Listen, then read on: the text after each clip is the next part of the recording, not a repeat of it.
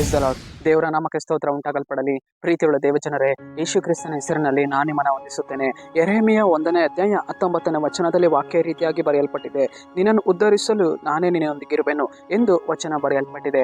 ಅಂದರೆ ಪ್ರೀತಿಯುಳ್ಳ ದೇವಜನರೇ, ನಮ್ಮನ್ನು ಅಭಿವೃದ್ಧಿ ಮಾಡಲು ಕರ್ತನು ನಮ್ಮೊಂದಿಗಿದ್ದು ನಮ್ಮನ್ನು ಏನು ಮಾಡುವವರಾಗಿದ್ದಾರೆ, ನಮ್ಮನ್ನು ಅಭಿವೃದ್ಧಿ ಪಡಿಸುವವರಾಗಿದ್ದಾರೆ. ಪ್ರೀತಿಯುಳ್ಳ ದೇವಜನರೇ, ಹೇಗೆ ದೇವರು ದಾವೀದನ ಸಂಗಡ ಇದ್ದು ಅವನನ್ನು ಅಭಿವೃದ್ಧಿ ಪಡಿಸಿದರೋ ಅದೇ ರೀತಿಯಾಗಿ ನಮ್ಮ ಜೀವಿತದಲ್ಲಿ ಕೂಡ ನಮ್ಮೊಂದಿಗೆ ಇದ್ದು ನಮಗೆ ಏನು ಮಾಡುವವನಾಗಿದ್ದಾನೆ, ಕರ್ತನು ನಮ್ಮನ್ನ ಉದ್ಧರಿಸುವವನಾಗಿದ್ದಾನೆ, ಕರ್ತನು ನಮ್ಮನ್ನ ಅಭಿವೃದ್ಧಿ ಪಡಿಸುವವನಾಗಿದ್ದಾನೆ. ಪ್ರೀತಿಯುಳ್ಳ ದೇವಜನರೇ, ಯಾಕೋಬನನ್ನ ನೋಡುವಂಥ ಸಮಯದಲ್ಲಿ ದೇವರು ಅವನ ಸಂಗಡಿಗನಾಗಿ ಇದ್ದು ಅವನನ್ನ ದೇವರು ಏನು ಮಾಡಿದರು, ಅಭಿವೃದ್ಧಿ ಪಡಿಸಿದ್ರು, ಅವನ ಸಂತತಿಯನ್ನು ಹೆಚ್ಚಿಸಿದರು. ಪ್ರೀತಿಯುಳ್ಳ ದೇವಜನರೇ, ಅದೇ ರೀತಿಯಾಗಿ ದೇವರು ನಮ್ಮ ಜೊತೆಗಾರನಾಗಿದ್ದು ನಮ್ಮನ್ನ ಏನು ಮಾಡುವವರಾಗಿದ್ದಾರೆ, ಅಭಿವೃದ್ಧಿ ಪಡಿಸುವವರಾಗಿದ್ದಾರೆ, ನಮ್ಮನ್ನು ಉದ್ಧರಿಸುವವರಾಗಿದ್ದಾರೆ, ನಮ್ಮನ್ನು ಹೆಚ್ಚಿಸುವವರಾಗಿದ್ದಾರೆ. ಪ್ರೀತಿಯುಳ್ಳ ದೇವಜನರೇ, ಅನೇಕ ವಿಚಾರದಲ್ಲಿ ನಾವು ಅಭಿವೃದ್ಧಿಯನ್ನು ಕಂಡಿರುವುದಿಲ್ಲ, ಅನೇಕ ವಿಷಯಗಳಲ್ಲಿ ನಾವು ಇವತ್ತು ಉದ್ಧಾರವನ್ನು ನೋಡಿರುವುದಿಲ್ಲ, ಅನೇಕ ವಿಚಾರದಲ್ಲಿ ನಾವೇನಾಗಿರ್ತೇವೆ, ಕುಗ್ಗಿ ಹೋಗಿರ್ತೇವೆ. ಆಗ ನೆನೆಸ್ತೇವೆ, ನನ್ನನ್ನು ಯಾರು ಅಭಿವೃದ್ಧಿ ಮಾಡ್ತಾರೆ, ನನ್ನನ್ನು ಯಾರು ಮುಂದೆ ತೆಗೆದುಕೊಂಡು ಹೋಗ್ತಾರೆ, ನನ್ನನ್ನು ಯಾರು ಮುಂದೆ ನಡೆಸ್ತಾರೆ ಅಂದ್ಬಿಟ್ಟು ಅನೇಕ ವಿಚಾರದಲ್ಲಿ ನಾವು ನೆನೆಸ್ತೇವೆ.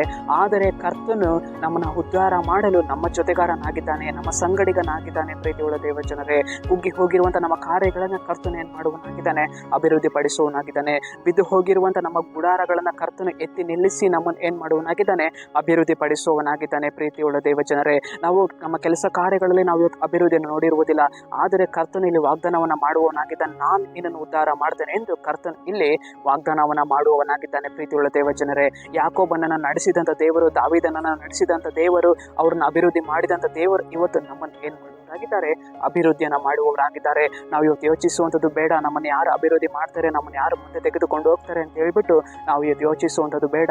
ನಮ್ಮ ಕರ್ತನು, ನಮ್ಮ ಸಹಾಯಕನು, ನಮ್ಮ ಜೊತೆಗಾರನಾಗಿದ್ದು ನಮಗೆ ದೇವರು ನಮಗೊಂದು ಅಭಿವೃದ್ಧಿಯನ್ನು ಉಂಟು ಮಾಡಿ ನಮ್ಮನ್ನು ಮುಂದೆ ನಡೆಸುವವರಾಗಿದ್ದಾರೆ. ಸರಿ, ನಾವು ಪ್ರಾರ್ಥಿಸೋಣ. ಅಪ್ಪ ಕರ್ತನೆ, ನಿಮ್ಮ ನಾಮಕ್ಕೆ ಸ್ತೋತ್ರ ಉಂಟಾಗಲ್ಪಡಲಿ ಸ್ವಾಮಿ. ಈ ವಾಕ್ಯ ಭಾಗ ಸಂದೇಶವನ್ನು ನೋಡ್ತಾ ಇರುವಂಥ ಜನಗಳನ್ನ ಮುಟ್ಟು ದೇವರೇ, ಅಪ್ಪ ಕರ್ತನೆ, ನೀನು ಅವ್ರಿಗೆ ಸಹಾಯಕನಾಗಿದೆಯಾ, ಅದಕ್ಕಾಗಿ ನಾನು ನಿಮಗೆ ಸ್ತೋತ್ರ ಮಾಡ್ತೇನೆ. ಅವರ ಜೀವಿತದಲ್ಲಿ ಒಂದು ಅಭಿವೃದ್ಧಿಯನ್ನು ಉಂಟು ಮಾಡ್ರಿ, ಉದ್ಧಾರವನ್ನು ಕೊಂಡು ಬನ್ನಿ ಅಪ್ಪ. ನಿಮ್ಮ ನಾಮಕ್ಕೆ ಸ್ತೋತ್ರ ರಾಜ, ನಜರೇತಿನ ಯೇಸುವಿನ ತಂದೆಯೇ, ಆಮೇನ್.